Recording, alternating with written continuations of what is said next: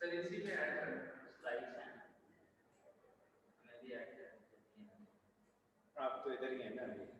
Yes sir, email तो आ जाएगा, link at least आ जाएगा हमारे पास। Sir next week sir ID बताएं। एफ 2017 266 353 आईडी आप लोगों की भी मिलती जुलती है? यस सर, टोटल शीट से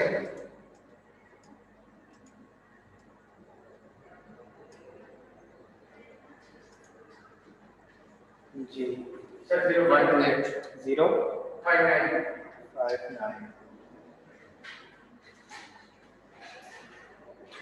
128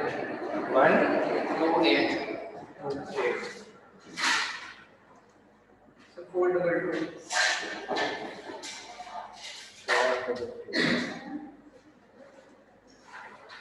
sir 339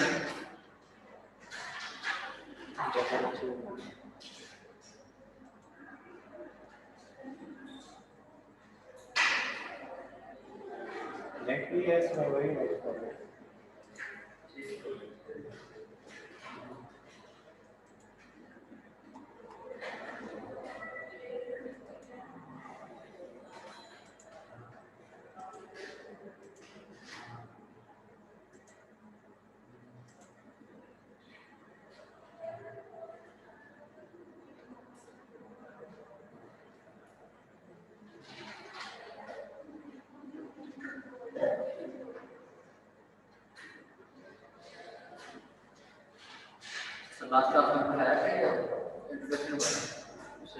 पढ़ा था लेकिन चलें आज हम उसको दोबारा रिवाइज कर लेते हैं, और अगर आज भी नहीं आता कोई तो ये तो पॉसिबल नहीं है, फिर कोर्स कवर नहीं होगा। यस सर, क्योंकि ऑनलाइन भी थिंग्स दो स्टूडेंट। तो हम पिछला टॉपिक रिवाइज कर लेते हैं, और अगर टाइम हुआ तो हम नेक्स्ट वीक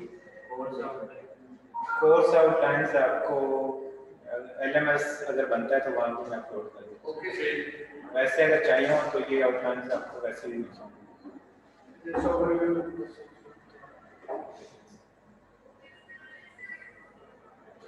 लेकिन 1-2 दिनों में वो बन जाएगा तो वहाँ भी मैं अपलोड करूँगा।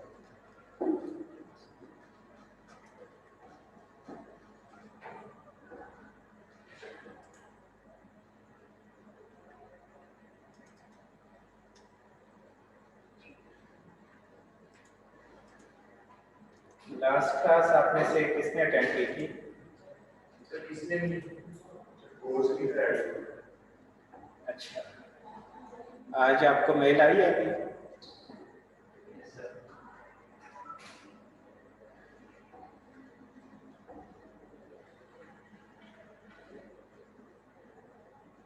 बाद में या मुझे मेल कर दें। ये लिंक जो होगा एक ही लिंक इस पूरे सेमेस्टर में हम यूज़ करेंगे, एक ही लिंक से सारी क्लासेस होंगी इंशाल्लाह।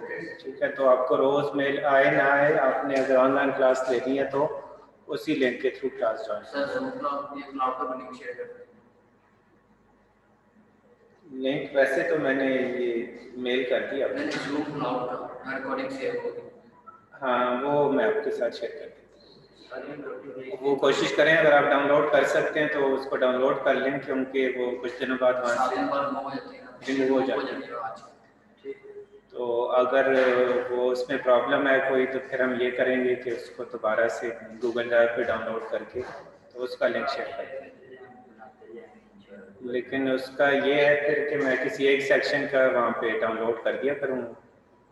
नहीं सर, आप लिंक शेयर कर दें, वो मैं आपको ड्राइव में रख के आपको भी अंदर बना आपको। ठीक है, चलिए ऐसे हो तो सही। कि ये जो कोर्स है न्यूमेरिकल एनालिसिस मैथ के बाकी जो कोर्सेज आपने पढ़े हैं उनसे थोड़ा डिफरेंट है।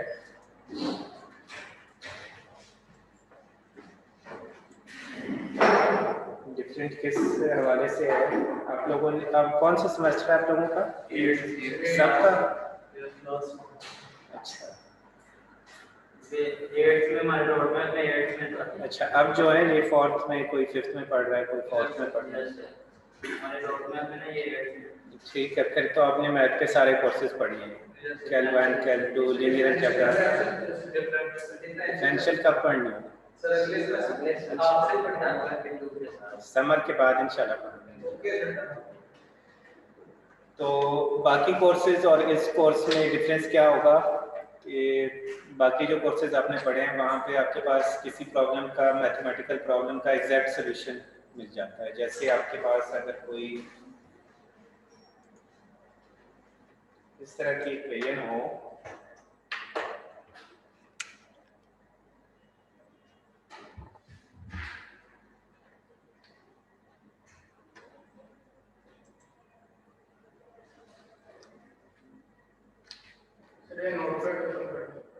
नोट पैड भी अपलोड करना, जो ऑनलाइन है उनको भी यही शो होगा।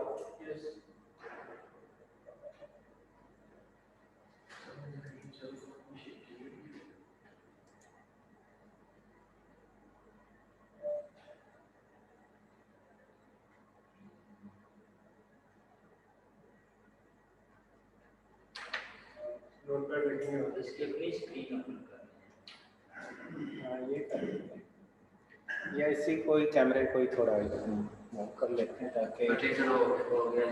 अच्छा, आपने बाकी जो प्रॉब्लम्स पढ़े हैं वो कुछ इस तरह से थे कि ये अगर कोई आपके पास इक्वेशन है तो इसका सलूशन, एग्जैक्ट सलूशन आपके पास आता है -1, यानी एक ही वैल्यू है इस इक्वेशन का, यही एक ही सलूशन है और कोई इसका सलूशन नहीं होता।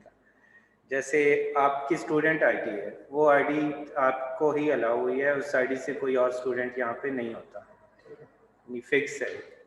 इसी तरह आपके पास अगर ये इक्वेशन हो x² -4x + 4, इसका सलूशन क्या होगा? x - 2 whole square, x - 2 = 0, x = 2 और 2 दो रूट्स हैं, दोनों 2 होंगे आपके पास। इस इक्वेशन के सलूशन क्या होंगे आपके पास? यही इसका सलूशन हो सकता है। सर ये कैमरा थोड़ा सा नीचे कर दें, वो नजर नहीं आ रहा। जी सर नीचे।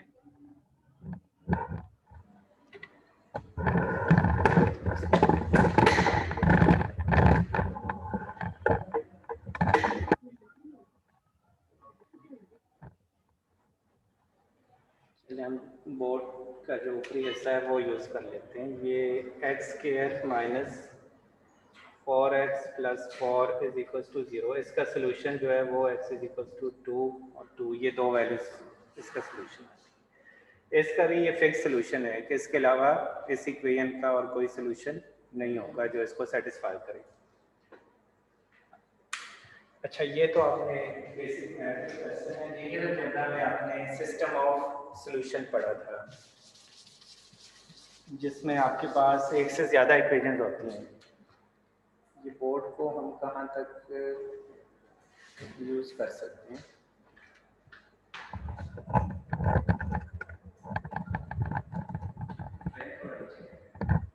यहाँ से हो सकता है, ठीक है, काफ़ी है। बाकी हमने स्लाइड से ही करना है, थोड़ा सा ही 1-2 चीज़ें यहाँ पे डिस्कस करनी है। ये लाइट भी थोड़ी देर के लिए ऑन कर दें।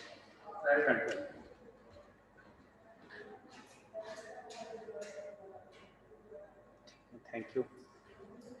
अच्छा, आपने इक्वेशन पढ़ी है वहाँ पे x + y + z = 0,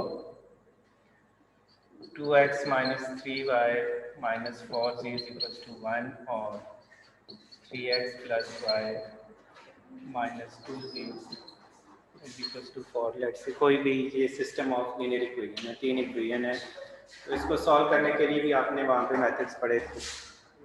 कौन से मेथड्स थे? मैट्रिसेस से जब आप इसको सॉल्व करते थे, गॉसियन एलिमिनेशन और Gauss Jordan method.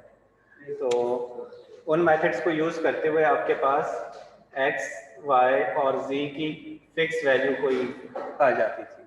Let's say x आपके पास 2 है, y 3 है, z 4 है, कोई एक वैल्यू आ जाती थी इनकी।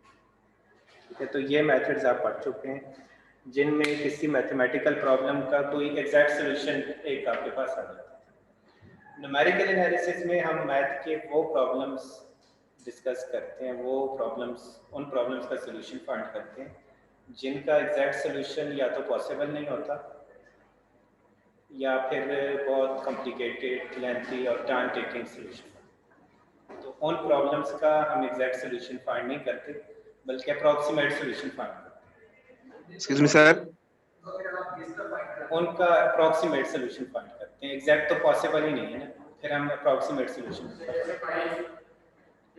ये कैमरा एडजस्ट कर ले। पाई, नजर हाँ, नहीं आ रहा। पाई की जो वैल्यू है ये तकरीबन इन्फिनिटी है। 5 लाख तक पॉइंट के बाद उसकी वैल्यूज कंप्यूटर से काउंट की है, फिर उससे आगे भी जा रही थी। तो उसकी एग्जैक्ट वैल्यू कोई, अब 5 लाख से ऊपर का कंप्यूटर भी शायद अभी ना बना हो। क्वांटम कंप्यूटिंग में शायद हो जाए। हाँ, तो इस तरह की प्रॉब्लम्स, वो तो खैर एक डिफरेंट चीज़ है। हमने उन प्रॉब्लम्स को सॉल्व करना है जिनके लिए कोई डायरेक्ट मेथड नहीं है आपके पास। लेट्स से हम देख लेते हैं कि आपके पास अगर इस तरह का कोई इक्वेशन है,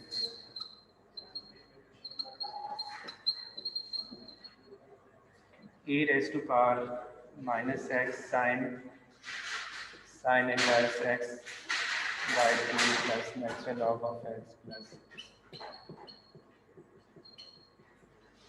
अब ये अगर एक प्रॉब्लम है,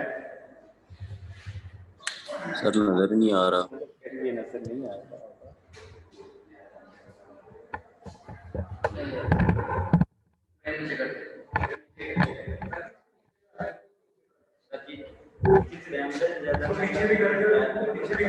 ऐसे हाँ, ठीक है। इस तरह की अगर इक्वेशन हो तो इसको सॉल्व करने के लिए कोई डायरेक्ट फार्मूला नहीं है कि वो इस पर अप्लाई करें और आपको सोल्यूशन मिल जाए। ये तो मैंने ज़्यादा लिख लिया। इसमें अगर सिर्फ ये भी हो आपके पास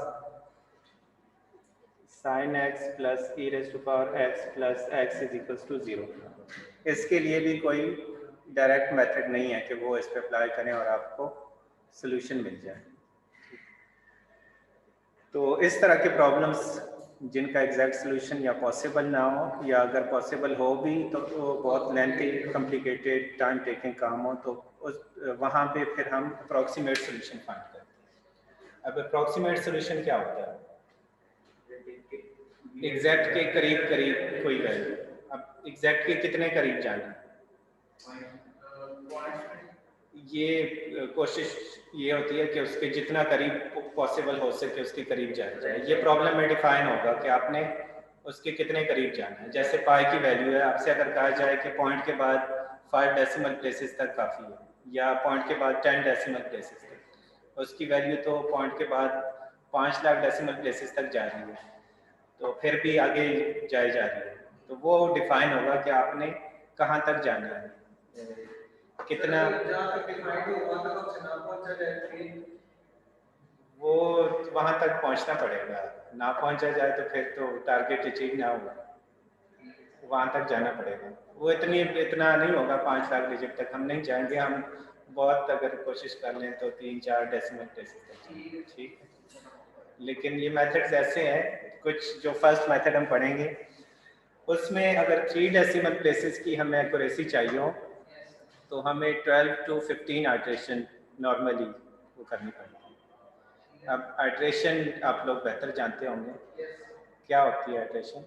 सर उसी प्रोसेस को दोबारा रिपीट करना है, उस प्रोसेस को किसी भी मेथड को बार बार रिपीट करना है, वो आइट्रेशन होती है। तो एक ही फार्मूला होगा, उसको हम रिपीट करेंगे। ये किस लिए करते हैं, जब हम अप्रॉक्सीमेट सोल्यूशन फाइंड करते हैं तो वो एक लिहाज से आप समझ लें कि जो फर्स्ट आइट्रेशन या फर्स्ट अप्रॉक्सीमेशन होती है वो एक रफ सा सोल्यूशन होता है, कह लें किस्म का तुक्का होता है, ठीक है। फिर हम उस अप्रॉक्सीमेशन को रिफाइन करते हैं, जितनी ज़्यादा आइट्रेशन करते हैं उतना ही वो जो वैल्यू है वो रिफाइन होती जाती है। इसकी एग्जांपल आप यूँ ले लें कि आपने कहीं ट्रिप पे जाना है, जैसे आप गिलगित आपने जाना और एक हफ्ते के लिए, और आप एस्टिमेट लगा लें कि मेरा 20,000 या 25,000 कॉस्ट आएगी उस ट्रिप पे। तो ये अब एग्जैक्ट वैल्यू नहीं है, वैसे आपने एक अंदाज़ा लगाया है कि 25,000 आने हैं, वो हो सकता है 35-40,000 तक पहुंच जाए, या हो सकता है आपका 15,000 में भी काम हो जाए। एग्जैक्ट वैल्यू तो आपके पास तभी आएगी जब आप वहाँ जाएं, सारे या तो वैसे किसी से एस्टिमेशन ले लें कि रेंट कितना है, वहाँ पे खाने पीने के एक्सपेंसेस कितने हैं, वो सारे सबको कैलकुलेट करें तो आपके पास कोई एग्जैक्ट वैल्यू आएगी, ठीक। तो अभी एग्जैक्ट वैल्यू नहीं थी आपके पास, आपने एक रफ सा अंदाज़ा लगाया कि इतना इस पे कॉस्ट आ सकती है। तो जो हमारी फर्स्ट अप्रॉक्सीमेशन होगी वो भी एक अंदाज़ा आप कह लें उसको हम फिर रिफाइन करेंगे आइट्रेशन के थ्रू, उसी प्रोसेस को बार बार रिपीट करते हैं। और ये रिफाइनमेंट कितनी चाहिए होगी ये क्वेश्चन में हमें प्रॉब्लम में गिवन होगा, उसको स्टॉपिंग क्राइटेरिया कहते हैं।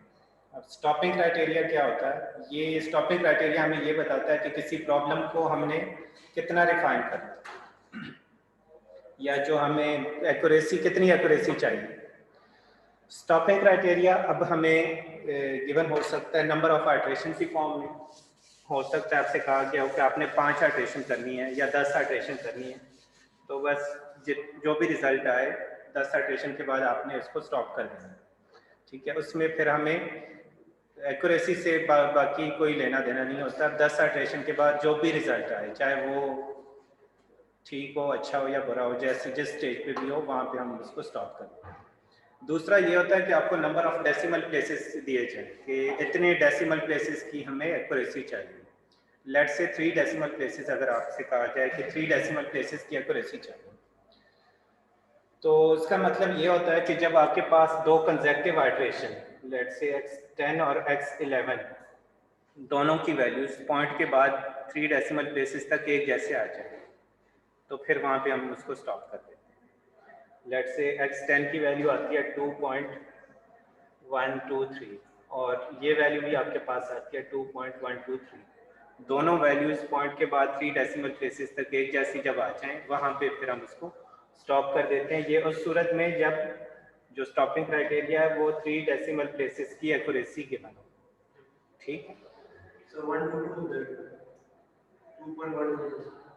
to 2.12 अगर हो जाए 2.12, अगर ये 2.129 हो या 12 कोई भी हो, तो ये 2 डेसिमल प्लेसेस अभी एक जैसे हैं। अगर स्टॉपिंग क्राइटेरिया 2 डेसिमल प्लेसेस का हो फिर तो यहाँ पे भी ठीक है। ये भी वैसे अगर 9 हो तो राउंड ऑफ करके ये 2.13 बन जाता है। ये 4 से कम नहीं रखना, 5 से कम, क्योंकि ये डिजिट अगर हम इसको राउंड ऑफ कर दें तो फिर ये जो पहले मैंने लिखा था वो 2.13 बन सकता है। तो ये भी अब एक जैसे नहीं है। अभी 2 डेसिमल प्लेसेस पॉइंट के बाद एक जैसे हैं, तीनों डेसिमल प्लेसेस एक जैसे होंगे तो तब हम 3 डेसिमल प्लेसेस की एक्यूरेसी हमारे पास आएगी। समटाइम ये होता है कि x10 और x11 की वैल्यूज तो मैच नहीं करती, लेकिन x10 और x12 की वैल्यू मैच कर जाती है और x11 और x13 की वैल्यू आपस में मैच कर जाती है। एक वैल्यू छोड़ के जो वैल्यूज हैं ऑड वैल्यू ऑड के साथ मैच कर रही है, ऑड नंबर ऑफ आइट्रेशन के साथ, और इवन नंबर ऑफ आइट्रेशन की value even number of iteration के साथ मैच कर जाए तो उस सूरत में भी हम उसको स्टॉप कर देते हैं। बाज़ दफ़ा ये भी होता है कि x10 और x13 बीच में 2 पॉइंट छोड़ के तीसरी वैल्यू जो है वो मैच कर रही होती है। ये भी लेट्स से ये आपके पास ये आए और ये आ रहा हो इस तरह, उसमें भी एक पैटर्न चलता है। ये अब x11 की वैल्यू जो है वो x14 के साथ मैच कर रही होगी, यानी अब ये वाली वैल्यूज आपस में मैच करेंगी, दो वैल्यूज छोड़ के तीसरी वैल्यू जो है वो मैच कर रही होती है। ये फंक्शन के नेचर पे डिपेंड करता है।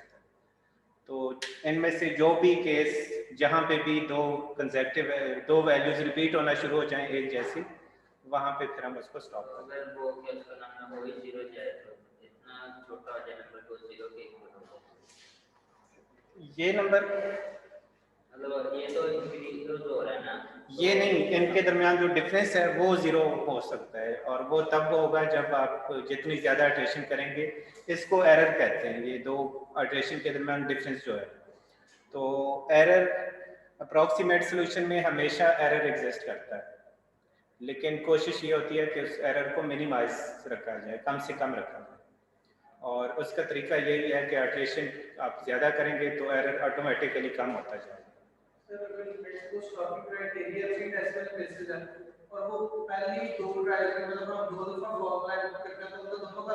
कुछ मेथड्स हैं जो कि आपको दूसरे तीसरे अल्ट्रेशन में ये 3 डेसिमल प्लेसेस की एक्यूरेसी आपको मिल जाएगी, वहाँ पे आपने स्टॉप कर देना।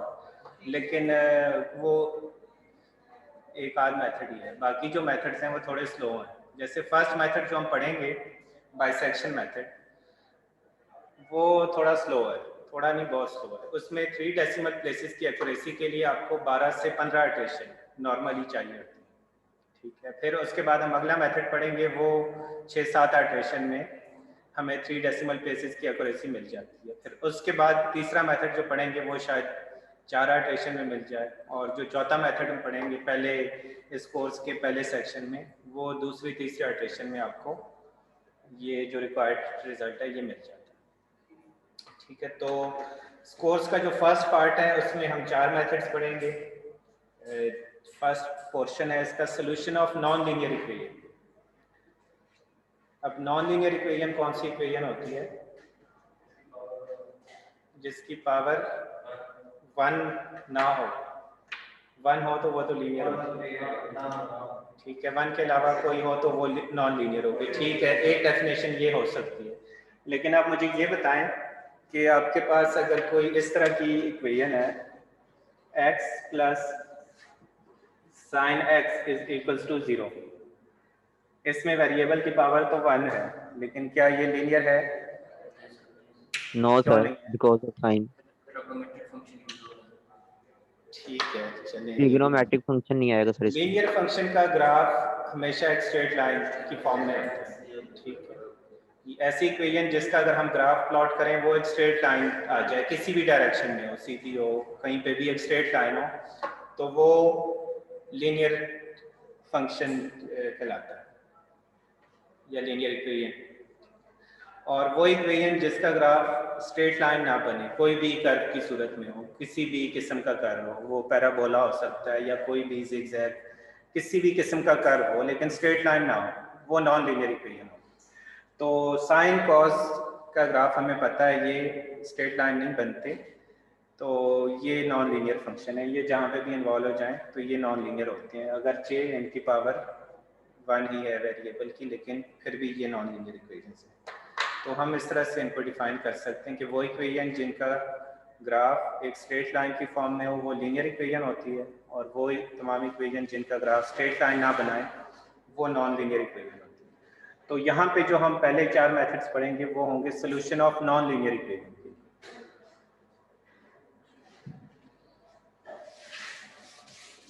अब नॉन लीनियर इक्वेशन को सॉल्व करने के लिए सम टाइम तो हमारे पास मेथड्स होते हैं। अगर आपके पास क्वाड्रेटिक इक्वेशन है तो उसको हम फैक्टराइजेशन से या क्वाड्रेटिक फार्मूले से उनको सॉल्व कर लेते हैं, लेकिन सम टाइम वो ऐसी इक्वेशन होती है कि उसकी ना तो फैक्टराइजेशन होती है, क्वाड्रेटिक से अगर बढ़ जाए, क्यूबिक से भी बड़ी कोई इक्वेशन हो जिस पे क्वाड्रेटिक फार्मूला भी अप्लाई ना होता हो, ठीक है। क्वाड्रेटिक अगर क्यूबिक इक्वेशन है सेकंड ऑर्डर तक तो उस पर तो क्वाड्रेटिक फार्मूला अप्लाई हो जाता है, लेकिन अगर सेकंड ऑर्डर से बड़ी इक्वेशन हो जिस पे क्वाड्रेटिक फार्मूला अप्लाई ना हो तो वहाँ पे फिर कुछ इक्वेशन तो ऐसी होंगी जिन पे आप सिंथेटिक डिवीजन से उसको सॉल्व कर सकते हैं। अगर आपके पास ये है let's say x square plus 2x³ plus 2x² minus x plus 1 is equal to 0, तो मे भी आप सिंथेटिक डिवीजन से इसको सॉल्व कर पाएँ, ठीक है। लेकिन कुछ केसेस ऐसे होंगे जो सिंथेटिक डिवीजन से भी सॉल्व ना हो रहे हों या फिर इजीली वो सॉल्व ना हो सकते हो, तो वहाँ पे फिर हम उसको अप्रॉक्सीमेट सोल्यूशन उनका फाइंड करते हैं। तो जो फर्स्ट मेथड है हमारे पास वो बाइसेक्शन मेथड कहलाता है। बाइसेक्शन मेथड मेनली हम यूज़ करते हैं for solution of non linear equation, to find the root of non linear equation. ये रूट फाइंडिंग मेथड है, को अप्रॉक्सीमेटली सॉल्व करने के लिए हम ये मेथड यूज़ करते हैं। ये लाइट का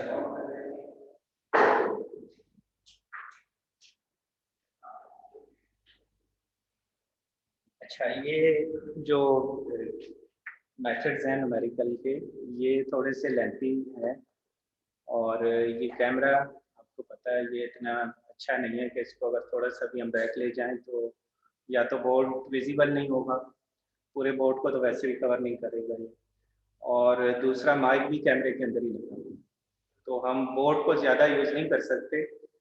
जहाँ पे ज़रूरत होगी, जो स्टेप आपको ना समझ आएगा वहाँ पे हम बोर्ड को यूज़ करेंगे। अगली क्लासेस में कोशिश करेंगे कि अगर टैब से हो जाए काम तो वो यूज़ करेंगे, नहीं तो फिर हम स्लाइड से ज़्यादा काम करेंगे। ये क्वेश्चन ऐसे हैं कि बोर्ड के एक एंड से शुरू करें तो दूसरे एंड तक ये चलते हैं, थोड़ी है सिंपल से लेकिन कैलकुलेशन थोड़ी ज़्यादा है, तो इसके लिए हम इस पूरे बोर्ड को यूज़ नहीं कर सकते। Okay, तो bisection method is a root finding method which we use to find solution of non linear equation. ये मेथड बहुत अच्छा मेथड है इस लिहाज से कि एक आधी इक्वेशन को छोड़ के इससे हम तकरीबन हर इक्वेशन का सॉल्यूशन फाइंड कर सकते हैं, अप्रॉक्सीमेट सॉल्यूशन। लेकिन जैसे कि अगर हर काम के दो पहलू होते हैं, तो इसकी अच्छाई के साथ साथ इसके ड्रॉबैक्स भी हैं। इसका ड्रॉबैक यही है कि ये बहुत स्लो मेथड है, इससे अगर आपने सोल्यूशन फाइंड करना हो तो सिर्फ 3 डेसिमल प्लेसेस की अगर आपको एक्यूरेसी चाहिए हो तो 12 से 15 इटरेशन इसमें लग जाते हैं। अगर 4 डेसिमल प्लेसेस की एक्यूरेसी हो तो फिर 15 से 20-22 इटरेशन उसको लगती है। जी इसका हाँ, आगे बाकी जो मेथड्स हम पढ़ेंगे वो फास्ट होते जाएंगे अगली नहीं पढ़ने हमने सारे हैं। क्वेश्चन अगर आपको मेथड मेंशन ना हो तो फिर आप कर सकते हैं, अगर आपसे सिर्फ कहा जाए कि ये क्वेश्चन आप सॉल्व करें, लेकिन अगर आपसे कहा जाए कि इस क्वेश्चन को बाइसेक्शन मेथड से सॉल्व करें फिर आपने इसी से ही करें। तो यहाँ पे जो भी मेथड्स हम न्यूमेरिकल में पढ़ेंगे सबसे पहले उनका वर्किंग रूल डिस्कस करेंगे और फिर वो वर्किंग रूल या मेथड हम किसी प्रॉब्लम पे अप्लाई करके उसको सॉल्व करेंगे। एक प्रॉब्लम हम यहाँ पे सॉल्व करेंगे और जितने भी मेथड्स पढ़ेंगे उन सारे मेथड्स का एक एक क्वेश्चन, एक प्रॉब्लम आप खुद सॉल्व करेंगे, वो आपको मिलेगा टास्क। ये असाइनमेंट से हटके होगा, असाइनमेंट इसके अलावा ये क्लास में अगर टाइम हुआ तो क्लास में हम करेंगे, अगर क्लास में टाइम ना हुआ तो आप घर से करेंगे। अच्छा, इसका फायदा क्या होगा? ये असाइनमेंट नहीं होगी, असाइनमेंट के अलावा ये कह लेंगे क्लास एक्टिविटी या क्लास पार्टिसिपेशन। इसमें एक तो फायदा ये होगा कि जब ये सारे मेथड्स हम हार्डली यहाँ पे 18 से 20 मेथड पढ़ेंगे पूरे कोर्स में, तो ये सारे अगर आप करेंगे एक एक क्वेश्चन तो आपको मज़ीद किसी प्रैक्टिस की ज़रूरत नहीं पड़ेगी। आपका क्विज होगा, अगर एग्ज़ाम हो, जो भी हो, आपको ज़्यादा मेहनत नहीं करनी पड़ेगी, आपको मेथड्स सारे इसकी समझ आ गई। और दूसरा फ़ायदा इसका ये होगा कि इसकी वेटेज होगी, आपके जो फाइनल असेसमेंट्स हैं उसमें इसकी वेटेज होगी, एब्सोल्यूट 10 मार्क्स तक इसकी वेटेज जी, और वो होगी उस बेस पे। ये सारे मेथड्स जो आप अटेम्प्ट करेंगे क्वेश्चन, ये आपने अपने पास संभाल के रखने हैं। ये सेमेस्टर के एंड पे ये सारे आपने मुझे सबमिट करवाने। उसके लिए ये है कि आप इसकी सॉफ्ट कॉपी मुझे सबमिट करवा सकते। हाँ, एक साथ एक ही फाइल बना के सेमेस्टर के एंड पे आप मुझे सबमिट करवाएंगे, ठीक है, जिसमें सारे क्वेश्चन आपने किए। अब इसमें एक छोटा सा मसला होगा कि ये क्वेश्चन जो है सबके सेम नहीं होंगे। क्वेश्चन एक ही होगा लेकिन फिर भी सबका डिफरेंट होगा। हाँ, क्वेश्चन एक ही होगा लेकिन उसमें कोई एक चीज ऐसे ऐड होगी कि वो सबके लिए डिफरेंट होगा। हाँ, जैसे ए बी सी कोई ऐसा कोई फैक्टर हम उसमें ऐड करेंगे कि आपका क्वेश्चन आपकी आईडी पे बेस करेगा, इनका क्वेश्चन इनकी आईडी के हिसाब से। क्वेश्चन वही होगा लेकिन फिर भी नहीं। ये सिर्फ ऐसी है कि आप खुद करें प्रैक्टिस, या नहीं, आप ये मैंने डिसाइड करना है कि क्या होना चाहिए, और ये सिर्फ आपके फायदे के लिए ताकि आप खुद प्रैक्टिस करें। इसमें एक तो ये है कि आप खुद करेंगे, ज़्यादा चांसेस यही हैं, या ये भाई अगर आपके इतने अच्छे शायद हों कि खुद अपना भी करें और आपकी आईडी को भी कैलकुलेट करें। अभी मैं पिछली क्लास एक और सेक्शन को पढ़ा रहा था, तो वहाँ पे एक स्टूडेंट ने क्लास में बैठे बैठे ही उस मेथड का प्रोग्राम भी लिख लिया। तो प्रोग्राम अब उसने बना लिया है, अब उसमें कोई भी वैल्यू पुट करें वो सारा उसको कैलकुलेट करके देगा। तो वो चाहे तो पूरी क्लास को भी उस आईडी के हिसाब से बना के दे सकता है, या तो प्रोग्राम अगर वो शेयर कर दे सकते। जी, आप लोग 8th सेमेस्टर के हैं तो आप इजीली ये सिंपल सा पहले मेथड तो बहुत सिंपल है, इसीलिए इसकी प्रोग्रामिंग लूप लगने हैं एक आध और आप इजीली कर सकते हैं। चलिए हम इसका वर्किंग रूल अब डिस्कस कर लेते हैं। वर्किंग रूल इसका ये है कि आपको फंक्शन गिवन होगा एक, ठीक है, आपने क्या करना है, दो ऐसे पॉइंट्स फाइंड करने हैं जिनमें एक पॉइंट पे फंक्शन की वैल्यू पॉजिटिव हो और दूसरे पॉइंट पे फंक्शन की वैल्यू नेगेटिव हो। ये कैसे फाइंड करना है, आपने उस गिवन फंक्शन में रैंडमली अपनी नंबर पुट करनी है, रैंडमली बिल्कुल 0 से स्टार्ट करें, 0 1 2 3 4 कोई भी दो ऐसे नंबर देखने हैं जिनमें से एक नंबर पे फंक्शन की वैल्यू पॉजिटिव आ जाए और एक नंबर पे फंक्शन की वैल्यू नेगेटिव आ जाए। ये क्यों करने हैं ये मैं आपको थोड़ी देर तक बता देता हूँ। उसके लिए मुझे लाइट्स ऑन करवानी पड़ेंगी और ये एक ही दफ़ा मैं बता कि ये दो ऐसे पॉइंट्स क्यों हम देखते हैं जिनमें से एक पे फंक्शन की वैल्यू पॉजिटिव और एक पे नेगेटिव। जब आपको दो ऐसे पॉइंट्स मिल जाएं जिनमें से एक पे फंक्शन की वैल्यू पॉजिटिव और दूसरे पे फंक्शन की वैल्यू नेगेटिव हो, तो इन दो पॉइंट्स के दरमियान एक रूट लाजमी एग्जिस्ट करेगा, ठीक है। ये दो पॉइंट्स जिनमें एक पे फंक्शन की वैल्यू पॉजिटिव और दूसरे पे नेगेटिव है, इन दो पॉइंट्स के दरमियान एक रूट लाजमी एग्जिस्ट करेगा। तो वो रूट, उस रूट के अब हमने करीब तक पहुंचना। अब हमें ये तो आइडिया हो जाएगा यहाँ से कि ए और बी के दरमियान एक रूट है, अब उसके करीब पहुंचना। बिल्कुल एग्जैक्ट तो हम उसको टच नहीं कर सकते, उसके लिए तो इनफाइनाइट आइटरेशन करनी पड़ेगी, लेकिन उसके करीब तक हम पहुंच सकते हैं। ओके, दो पॉइंट्स आपने फाइंड कर लिए ए और बी, जिनमें से एक पे फंक्शन की वैल्यू पॉजिटिव है, दूसरे पे फंक्शन की वैल्यू नेगेटिव है। उसके बाद आपने फर्स्ट आइटरेशन परफॉर्म करनी है। फर्स्ट आइटरेशन होगी इस फॉर्मूले से, x not is equals to a plus B divide by 2। जो दो नंबर थे a और b दोनों को ऐड करके 2 से डिवाइड, सिंपल। यहाँ से आपके पास एक न्यूमेरिकल वैल्यू आ जाएगी, कोई भी वैल्यू आती है आपके पास, पॉजिटिव या नेगेटिव कोई वैल्यू आ जाएगी, ठीक है। ये फर्स्ट अप्रोक्सीमेशन है। ये x नॉट की वैल्यू जो है ये उस गिवन फंक्शन का एक सोल्यूशन होगा इस फंक्शन का, लेकिन ये चूंकि एक रफ सा सोल्यूशन है, इस सोल्यूशन को मजीद रिफाइन करना है। ये आपने ख्याल रखना है कि x नॉट की वैल्यू जो है ये a और b के दरमियान उसी इंटरवल में लाई करनी चाहिए। जो दो पॉइंट्स हमने फाइंड किए थे a और b, उस इंटरवल के दरमियान होनी चाहिए। x नॉट, x1, x2 जितने भी हम फाइंड करेंगे उसी इंटरवल के दरमियान होंगे, उससे हट के उससे बाहर कोई वैल्यू नहीं जाएगी।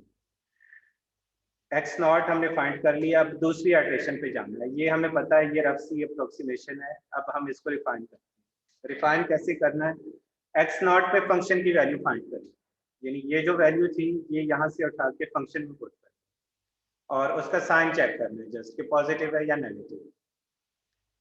ठीक है, अगर पॉजिटिव हो तो पहले जिस पॉइंट पे फंक्शन की वैल्यू पॉजिटिव थी उसको एक्स नॉट से रिप्लेस करना है अगली आइटरेशन में। लेट्स से हम सपोज कर लेते हैं कि इसकी वैल्यू अगर इसकी वैल्यू नेगेटिव हो तो पहले जिस पॉइंट पे फंक्शन की वैल्यू नेगेटिव थी उसको रिप्लेस करना है। इसके लिए हम एक प्रॉब्लम पे चले जाते हैं, यहाँ से साथ साथ करेंगे तो आपको इसकी समझ आएगी। ओके, ये एक फंक्शन है 2x³ + x - 2। वैसे तो ये आपको क्यूबिक इक्वेशन है, सिंपल सी इक्वेशन नजर आ रही है, लेकिन ये इतनी सिंपल नहीं है। इसका सोल्यूशन शायद सिंथेटिक डिवीजन से भी पॉसिबल ना हो। सिंथेटिक डिवीजन याद है? ये घर जाके ट्राई करें कि इसका एग्जैक्ट सोल्यूशन वहाँ से मिल सकता है कि जी। ओके, अब आ जाए, ये फंक्शन है। अभी हमने इसको सिंथेटिक नहीं करना, हम इसको बाइसेक्शन से करेंगे। बाइसेक्शन में फर्स्ट स्टेप ये है कि दो ऐसे पॉइंट्स देखते हैं जिनमें से एक पे फंक्शन की वैल्यू पॉजिटिव और दूसरे पे फंक्शन की वैल्यू नेगेटिव। एक ज़रूरी बात जो इस कोर्स में सबसे ज़रूरी है, दो चीज़ें बहुत ज़रूरी। एक, आपने रेगुलर रहना, वो चाहे आप ऑनलाइन पढ़ें या कैंपस में आके पढ़ें, आपने रेगुलरली क्लासेस पढ़ें। अगर आप मिस करेंगे बीच में 1-2 क्लासेस तो आगे आपको शायद समझ ना आए, क्योंकि ये मेथड्स एक दूसरे के साथ रिलेटेड है। इसमें कुछ चीज़ें हम अगर पहली क्लास में डिटेल से पढ़ लें और वो हमें चौथी क्लास में दोबारा वही चीज़ यूज हो रही हो तो हम उतनी डिटेल से फिर वहाँ पे नहीं डिस्कस कर सकते। हम उसका सिर्फ रिकॉर्डिंग तो मिल जाएगी आपको, लेकिन मैं सिर्फ रेफरेंस दूंगा कि ये हमने पहले किए हैं पहले लेक्चर्स में। ठीक है, उतने डिटेल से वहाँ पे दोबारा पॉसिबल नहीं होगा कि हम शुरू से सारी कहानी वहाँ पे दोबारा। तो ये कुछ चीज़ें इंटर रिलेटेड हैं। आप इसमें ज़्यादा अगर इरेगुलर ना हो तो फिर आपको प्रॉब्लम नहीं होगी। दूसरी जो ज़रूरी चीज़ है वो ये है कि ये सारा कोर्स कैलकुलेटर बेस्ड है, पहले लेक्चर से लेके आखिरी लेक्चर तक, एग्जाम तक, ये कैलकुलेटर पे डिपेंड करता है। आपके पास साइंटिफिक कैलकुलेटर का होना ज़रूरी है ड्यूरिंग क्लास। मोबाइल पे ये कैलकुलेशन होते भी नहीं है और अलाउ भी नहीं।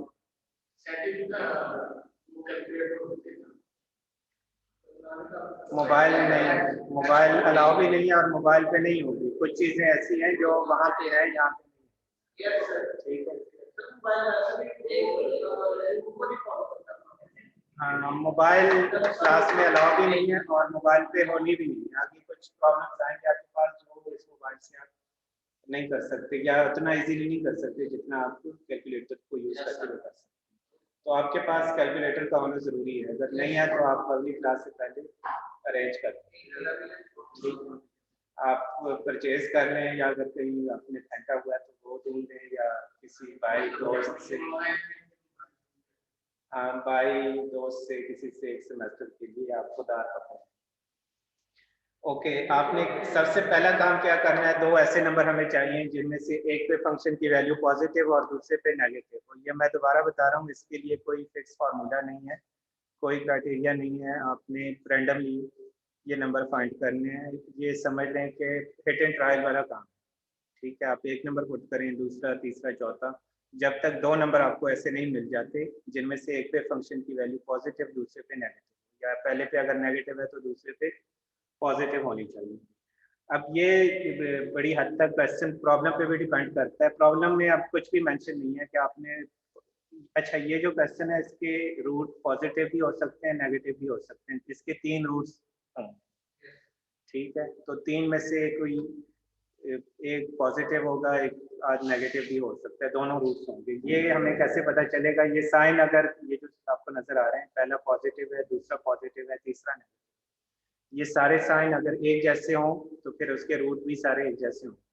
ये साइन अगर डिफरेंट हो तो उसके रूट फिर डिफरेंट हो सकते हैं। ये अब यहाँ पे प्लस भी है, माइनस भी है, तो इट मीन्स के इसके पॉजिटिव रूट्स भी हैं और नेगेटिव रूट्स भी हैं, 3 में से। ठीक है, तीनों ये नहीं है कि तीनों या पॉजिटिव होंगे या तीनों नेगेटिव, इनमें पॉजिटिव भी होगा नेगेटिव भी होगा। हो सकता है इसमें एक आध रूट आपको कम्प्लेक्स रूट भी मिले, लेकिन हमें सिर्फ एक ही रूट यहाँ पे फाइंड करना है। ठीक है, ये 3 रूट्स हैं, 3 नहीं फाइंड करने, हमें सिर्फ एक ही फाइंड करना। ओके, तो यहाँ पे चूंकि कोई कंडीशन नहीं है कि रूट पॉजिटिव होना चाहिए या नेगेटिव होना चाहिए, इसलिए मैं 0 से स्टार्ट करता हूँ। यहाँ पे अगर हम 0 पुट करें फंक्शन में, x की जगह 0 पुट करें तो आंसर क्या आएगा? ये 0 हो जाएगा, ये भी 0 हो जाएगा, -2। -2 इज अ नेगेटिव नंबर। ठीक है, एक पॉइंट आपको मिल गया जिसपे फंक्शन की वैल्यू नेगेटिव आ गई। अब एक ऐसा नंबर चाहिए हमें जिसपे फंक्शन की वैल्यू पॉजिटिव आ जाए, तो उसके लिए 0 के बाद इसमें 1 पुट कर देते हैं। 1 पुट करेंगे यहाँ पे तो आपके पास +1 आ जाएगा। 1 पॉजिटिव नंबर है, ये जो 1 है। तो हमें 2 नंबर मिल गए 0 और 1, जिनमें से एक पे फंक्शन की वैल्यू नेगेटिव थी, दूसरे पे फंक्शन की वैल्यू पॉजिटिव है। अब यहाँ पे लकीली ये दोनों नंबर बिल्कुल एक कंसेक्टिव हैं, 0 और 1। हो सकता है आपको किसी केस में इतने करीब ना मिले, आप 10, 15, 20 तक जाएं एक एक नंबर पुट करके आपने चेक कर दिया। तो हो सकता है कोई क्वेश्चन ऐसा हो उसमें आप 0 पुट करें, आपके पास नेगेटिव नंबर आए, 1 पुट करें नेगेटिव आए, 2 पुट करें नेगेटिव आए, इसी तरह करते करते 20 पे जाके आपको पॉजिटिव नंबर मिले। ठीक है, तो ये आपने तब तक करना है जब सीक्वेंस में जाना लाजम है कि हम जंप रैंडमली भी कर सकते हैं, अगर आपको लगता है कि इसमें तो पता चल रहा था कि -2 से नंबर छोटा होगा। जी, ये अगर प्रॉब्लम में डिफाइन ना हो कि रूट आपने पॉजिटिव फाइंड करना है या नेगेटिव फाइंड करना है, तो आप 0 के बाद -1, -2, -3, -4 उन पे भी चेक कर सकते हैं, ये आप पे डिपेंड करता है। सर बेसिकली हमारे पास दो वैल्यूज हैं, इसके अलावा भी और वैल्यूज हो सकती है। इसके अलावा भी -2 और 1 नहीं, इनको नहीं देखना, 0 और 1 पे फंक्शन के साइन चेंज हुए। 0 पे हमें नेगेटिव वैल्यू आई है और 1 पे पॉजिटिव आई, तो ये एक रूट 0 और 1 के दरमियान लाएगा, एक रूट 0 और 1 के दरमियान होगा। ठीक है, बाकी जो 2 रूट्स हैं वो कहीं और भी हो सकते होंगे, लाजमी बात है। हो सकता है 10 और 11 के दरमियान हो एक रूट, दूसरा -5 और -6 के दरमियान हो, तीसरा जो है जहाँ पे फंक्शन के साइन चेंज हो जाए, उन 2 पॉइंट्स के दरमियान एक रूट लाजमी एग्जिस्ट करता है। ये मैं थोड़ी देर तक आपको बता देता हूँ यहाँ पे ग्राफिकली।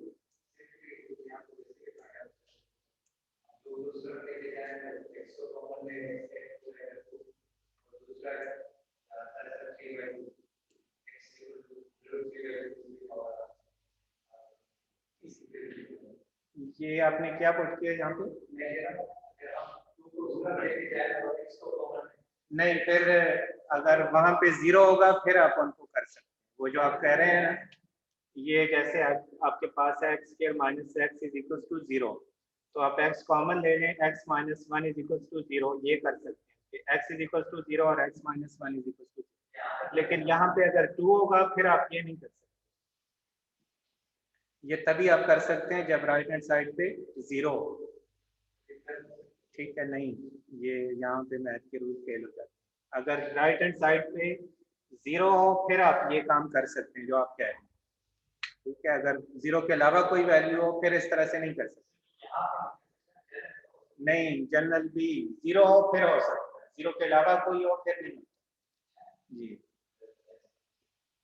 ये बिल्कुल बेसिक रूल है, 9th 10th में पढ़ते। ये एक रूल है कि आप 2 नंबर को मल्टीप्लाई करें और आपके पास 0 आए। ठीक है, तो आपके पास 2 पॉसिबिलिटीज हो सकती है, 3 पॉसिबिलिटी। पहली पॉसिबिलिटी ये है कि A 0 होगा, दूसरी पॉसिबिलिटी ये है कि B 0 होगा, तीसरी ये है कि ये दोनों 0 हों। ठीक है, तो ये 0 के इक्वल हों तो हम एक एक को 0 रख सकते हैं। यहाँ पे ये तो नहीं है कि आप 2 नंबर को मल्टीप्लाई करें, लेट से A और B को मल्टीप्लाई करें वो 2 के इक्वल, तो हम ये तो नहीं कह सकते कि या A 2 के इक्वल होगा या B 2 के इक्वल होगा या दोनों 2 के इक्वल होंगे। वो सिर्फ 0 के लिए होल्ड करता है ये प्रॉपर्टी जो इसको सिंथेटिक डिवीजन से शायद सॉल्व कर पाए, लेकिन मेरे ख्याल से उससे भी इसका सोल्यूशन नहीं आता। ये जो प्रॉब्लम एग्जैक्ट सोल्यूशन इसका आपको नहीं मिलेगा।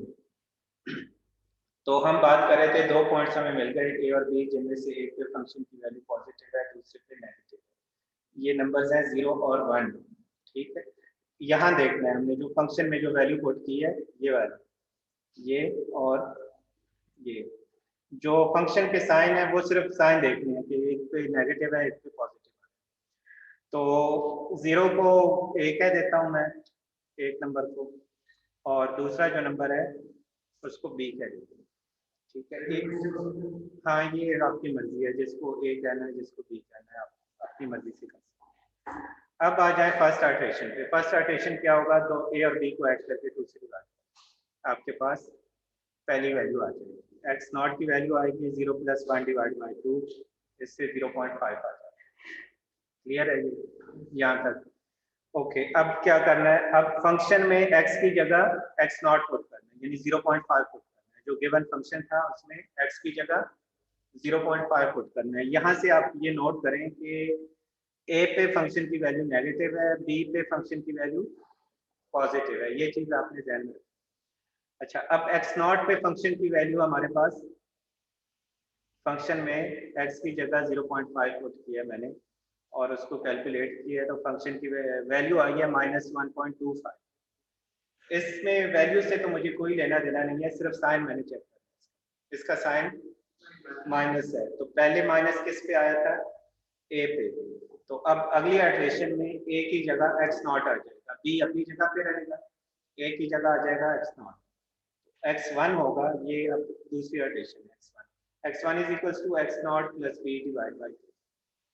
b अपनी जगह पे, बाकी फॉर्मूला वही रहेगा, सिर्फ a की जगह x नॉट आ गया। ये x नॉट क्यों आया है, x नॉट पे फंक्शन की वैल्यू नेगेटिव।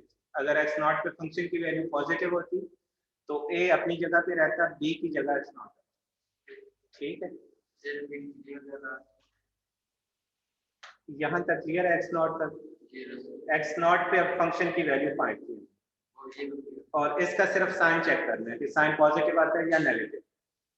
अगर इसका साइन जैसे यहाँ पे नेगेटिव है, तो पहले नेगेटिव किस पे था, a पे फंक्शन की वैल्यू नेगेटिव थी, तो a को रिप्लेस करेंगे x नॉट से, a की जगह x नॉट आ जाएगा, b अपनी जगह पे, बाकी फॉर्मूला वही है। लेफ्ट हैंड साइड पे x नॉट की जगह दूसरी आइटरेशन है तो x1 आ जाएगा इक्वेशन के लेफ्ट साइड। यहाँ से हम x1 फाइंड करेंगे,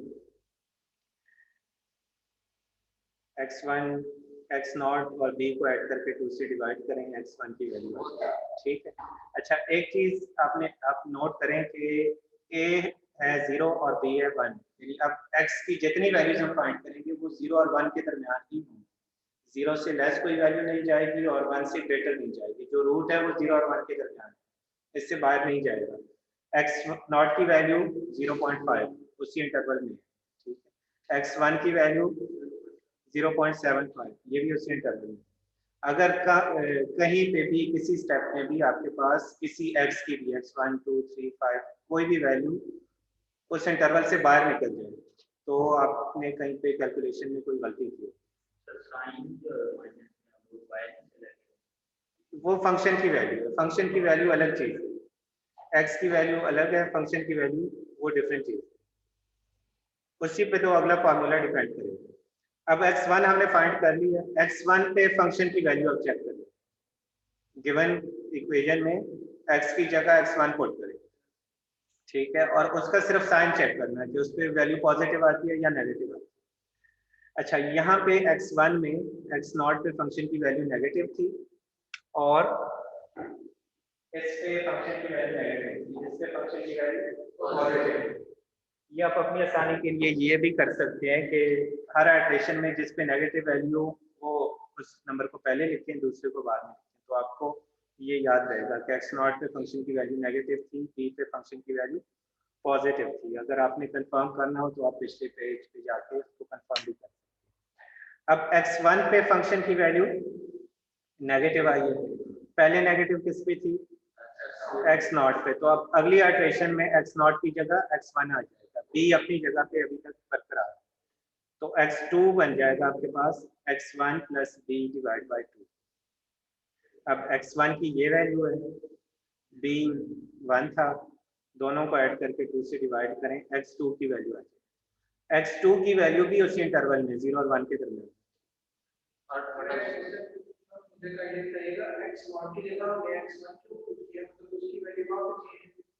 x नॉट पे हमने फंक्शन की वैल्यू चेक की, ये नेगेटिव वैल्यू।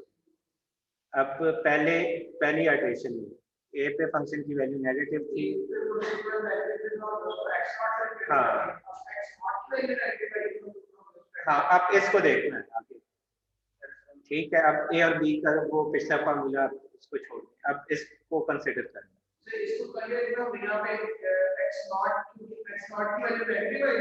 x नॉट पे फंक्शन की वैल्यू नेगेटिव थी, तो a की जगह हमने x नॉट पे प्लेस कर दिया, ठीक है। यहाँ से x1 हमने फाइंड कर दिया, पॉजिटिव होती तो फिर हम a अपनी जगह पे रहता, b की जगह x नॉट, x1 अब फाइंड कर दिया। x1 की तो वो 0 और 1 के दरमियान ही रहनी है, वो तो पॉजिटिव ही रहेगी आपके पास। x1 पे फंक्शन की वैल्यू चेक करें, ठीक है। x1 इस गिवन फंक्शन में पुट कर, इस पे अब दोबारा नेगेटिव वैल्यू आई, तो दोबारा अब x नॉट की जगह x1 आ जाएगा, b अपनी जगह पे रहेगा, तो b की जगह x1 हम लगा लेते हैं, x नॉट ऐसी रहे। अब आगे जाके कोई पॉजिटिव वैल्यू आएगी तो हम चेंज करेंगे। ओके, x1 की जगह अब हम रिप्लेस करेंगे, x नॉट की जगह x1 आ जाएगा, b अपनी जगह पे। इस तरीके से हम x2 फाइंड करेंगे, x2 की ये वैल्यू। अब x2 पे चेक करना है फंक्शन की वैल्यू, x2 जब पुट किया तो फंक्शन की वैल्यू पॉजिटिव आ ही गई। अब इस फॉर्मूले में पिछले में जो रिसेंट है, मोस्ट रिसेंट, ठीक है, मोस्ट रिसेंट में अब b की जगह x2 आ जाएगा, x1 अपनी जगह पे रहेगा, तो x3 बनेगा आपके पास x1 plus x2 divide by 2, दोनों को ऐड करके 2 से डिवाइड करेंगे तो आपके पास x3 की वैल्यू आ जाएगी, ये भी उसी इंटरवल 0 और 1 के दरमियान ही रहेगी। अब x3 पे फंक्शन की वैल्यू चेक करेंगे, गिवन फंक्शन में x की जगह x3 पुट करेंगे, इसकी वैल्यू नेगेटिव आ जाएगी, तो x1 की जगह x3 आ जाएगा और x2 जो है अपनी जगह पे रहेगा, तो x4 हम इस तरीके से फाइंड करेंगे। फिर x4 पे फंक्शन की वैल्यू चेक करेंगे, वो अगर पॉजिटिव आई या नेगेटिव आई, अगली इटरेशन उस पे बेस करेगी। ये क्वेश्चन है 3 डेसिमल प्लेसेस तक हम इसको देखते हैं, तो यहाँ पे ये है कि x13 जो है, x12 और x13 ये 3 डेसिमल प्लेसेस तक मैच करते हैं इस केस में। तो x12 और x13 यानी हमने x0 से स्टार्ट किया है, तो इसका मतलब है कि 13 और 14 इटरेशन एक दूसरे के साथ 3 डेसिमल प्लेसेस तक मैच कर रहे हैं, तो यहाँ पे हम इसको स्टॉप कर देंगे। जैसे ही हमें पॉइंट के बाद 3 डेसिमल प्लेसेस, यानी x12 की वैल्यू भी 3 डेसिमल प्लेसेस तक यही है 0.835, आगे कोई और डिजिट्स नहीं, लेकिन 3 डेसिमल प्लेसेस एक जैसे, तो यहाँ पे हम इसको स्टॉप करेंगे। ये पहला मेथड लंबा है, ये नॉर्मली भी 12 से 15 इटरेशन ले लेता है 3 डेसिमल प्लेसेस, ठीक है। अच्छा, अब इसमें आपने क्या करना है, एक नहीं होगा, आपकी जब प्रैक्टिस होगी तो आप 10 मिनट से ज़्यादा इस पर नहीं लगेंगे, या ये भी हो सकता है कि हम इसमें नंबर ऑफ इटरेशन एक लिमिट लगा दें, स्टॉपिंग क्राइटेरिया कहें कि आपने इसको 5 इटरेशन तक करना है, फिर तो 5 मिनट में कर लेंगे। ओके, अब एक क्वेश्चन आपने नोट करना है, x³ माइनस 4x माइनस 9, इस 9 की जगह आप लिखें a, 9 की जगह आपने कैपिटल A। अब a क्या होगा, 10 नहीं, a आपकी आईडी के डिजिट्स का सम, सारे डिजिट्स का 2 से लेके 10 तक आप उसको ऐड करें, जो नंबर आएगा वो a होगा, जो भी आता है, ठीक है। a सम ऑफ, पिछली बार हमने क्वेश्चन किया है sum of digit of your ID. जी हाँ, 4 की जगह 3 कर दो। ये 4 नहीं 3 डेसिमल प्लेसेस तक।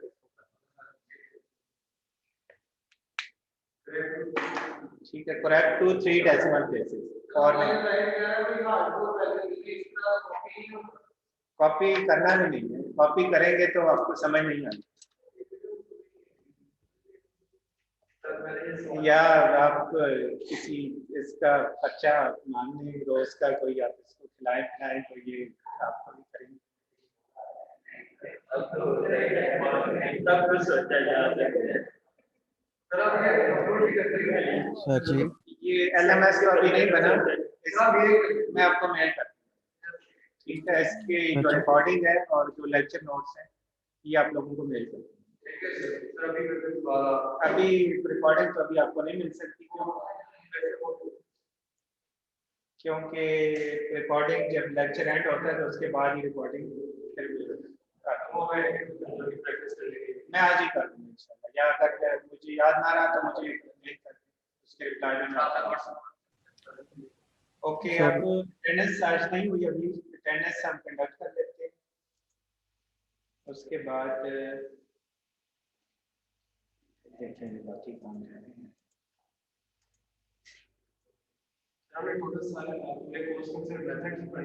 जी, इस तरह के मेथड्स हैं। एक आध मेथड के अलावा जितने भी मेथड्स हैं वो अल्टरनेटिव मेथड्स हैं। वहाँ से हमारे पास अप्रॉक्सीमेट वैल्यू मिलेगी। कुछ मेथड ऐसे भी हैं जिनसे एग्जैक्ट हमें सोल्यूशन मिलेगा। टफ नहीं है, एक फार्मूला आपको गिवन होगा, उसमें आपने वैल्यू पुट करनी है, खेलना है आपने सिर्फ कैलकुलेटर के साथ।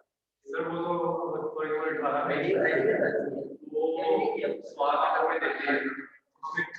फॉर्मूला कैसे याद आएगा? ये शुरू के जो 4 मेथड्स हैं ये नॉन लीनियर इक्वेशन को सॉल्व करने के लिए होंगे। इसमें आप ये फार्मूला याद रखना कोई मुश्किल है? जनरल बात क्या है? वो सारे केसेस हर जो प्रॉब्लम है उसके लिए अपने फार्मूले हैं, आपको देखते साथ ही आइडिया होगा कि इस पे कौन सा फार्मूला है। सर जी नमाज पढ़ने जाना है, या तो गिवन होगा कि आपने इस मेथड से करना है, या फिर आपको खुद भी आइडिया होगा कि इसको मैं कौन से मेथड से कर सकता हूँ। आउटलाइंस अगर LMS बन जाता है तो वहाँ पे करेंगे। ये है आप इसकी ठीक है, क्लास के बाद इसकी पिक ले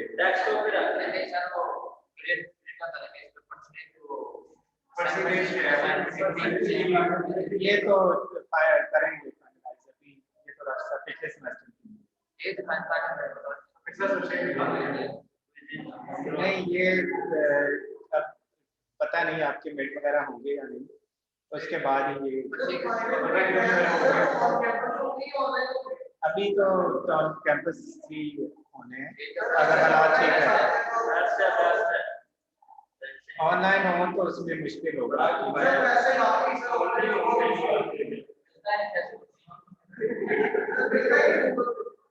गूगल से नहीं, ये क्वेश्चन मैंने ऐसे दे देने हैं कि आप 4 घंटे के 8 घंटे में भी नहीं। ये बड़ा मसला है। ऑनलाइन अगर यहाँ होंगे तो हम कह देंगे कि इसके आप 5 अटेंशन कर 5 मिनट में आप कर नहीं, कोई डेफिनेशन इस मेथड में कोई डेफिनेशन नहीं, सारे कैलकुलेशन इस कोर्स में नहीं, डेफिनेशन नहीं।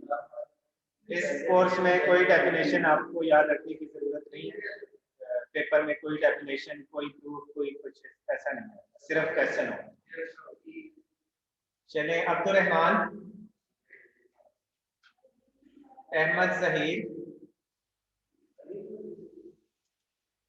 Ali Abdul Salam, Ali Hamza, Ammar Ubaid, Asad Aurangzeb, present sir. Asad okay, ये शायद प्रेजेंट सर। ऑनलाइन स्टूडेंट्स अगर आप हैंड रेज करके या यहाँ से हम देख के बता देंगे। इवन नोट्स का अगर कोई इशू ना हो तो दिखा सकते हैं। जी मेरी तरफ से कोई मसला नहीं है, आप रोज सर क्लास में आ सकते हैं। अगर आपका डिपार्टमेंट यूनिवर्सिटी वाले आपको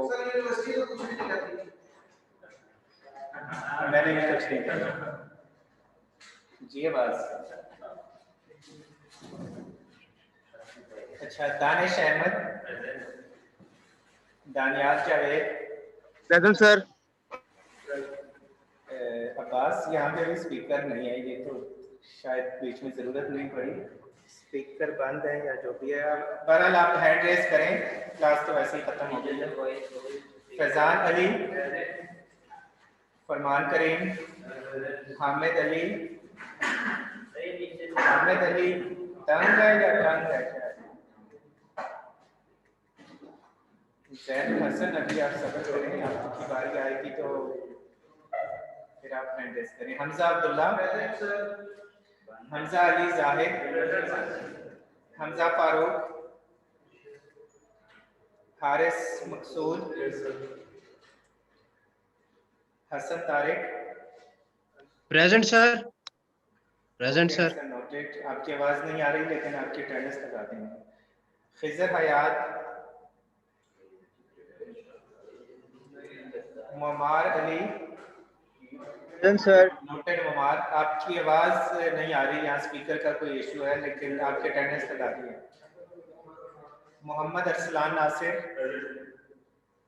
मोहसिन अली, प्रेजेंट सर। अहमद जहीर, आपकी अटेंडेंस भी मार करती है।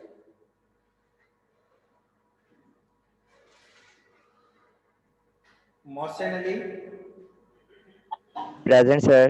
Mohammad Hasnain, present sir. Mohammad Afaq Nasir, Mohammad Bilal, present sir.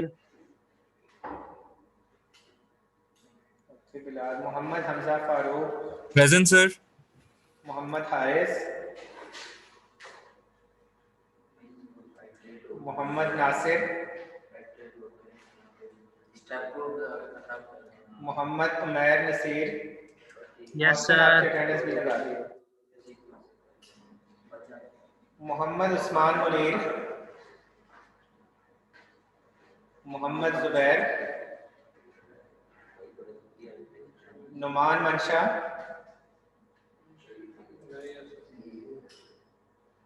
साद शिराजी। ये आप जिनको जानते हैं उनको लिंक वैसे ही व्हाट्सएप या करते हैं, यही लिंक होगा सब सारी क्लासेस के लिए, तो जो आपके दोस्त जिनको आप जानते हैं उनके साथ शेयर करें। समीर अहमद, सनान बिन एजाज, सारा अरशद, शानज़े अंजुम, शयान अब्दुर्रऊफ,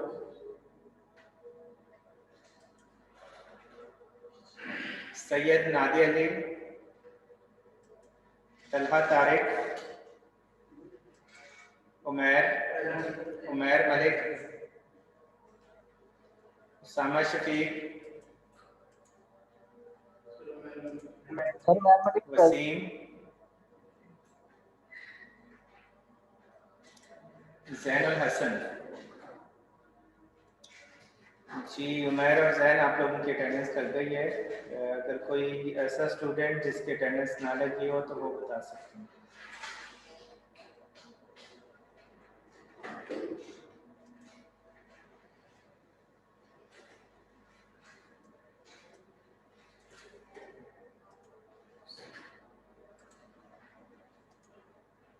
कोई इसमें कोई क्वेश्चन हो तो आप लोग पूछ। सर आपने कुछ पुराना डेटा उठाया होगा। हाँ, वो 2 दिन पहले वाला डेटा उठाया। आप मुझे ईमेल कर दें। जी मुझे भी नहीं है। मैं आप लोगों को वहाँ पे ऐड कर देता हूँ। वैसे तो पॉसिबल नहीं है, आप लोग मुझे एक मेल कर दें तो मैं आपको उस ग्रुप में ऐड कर देता हूँ। व्हाट्सएप ग्रुप भी बना लेते हैं, स्टूडेंट्स आ जाएं जुड़े।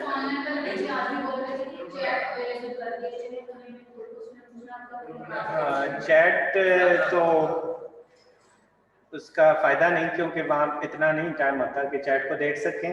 साउंड का आज मुझे अभी पता चला है कि स्पीकर शायद है नहीं या ऑफ है? ऑन करके देखिए इधर से। इधर से भी शायद ऑफ हो, ये भी हो सकता है। हाँ, ऑनलाइन स्टूडेंट्स में से कोई प्रेजेंट है अभी? स्पीकर हमने लगा दिए अब।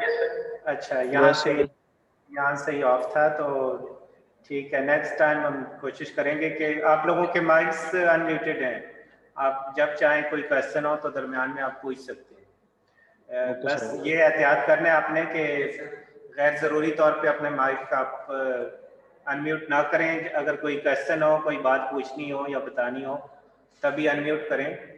और बाकी ज़रा जिम्मेदारी का मुजाहरा करें, क्योंकि ये सारी चीज़ें रिकॉर्ड हो रही हैं, तो कोई इस तरह की बात ना हो जो बाद में कोई आप सुने देखे या कोई और देखे और सुने तो उससे लगे कि ये 8वें सेमेस्टर के स्टूडेंट ऐसे तो नहीं होना चाहिए। चलें, ठीक है, थैंक यू सो मच। अगली क्लास में इंशाल्लाह मुलाकात होगी। जी, अपना ख्याल रखें। अल्लाह हाफिज़। अल्लाह हाफिज़ सर।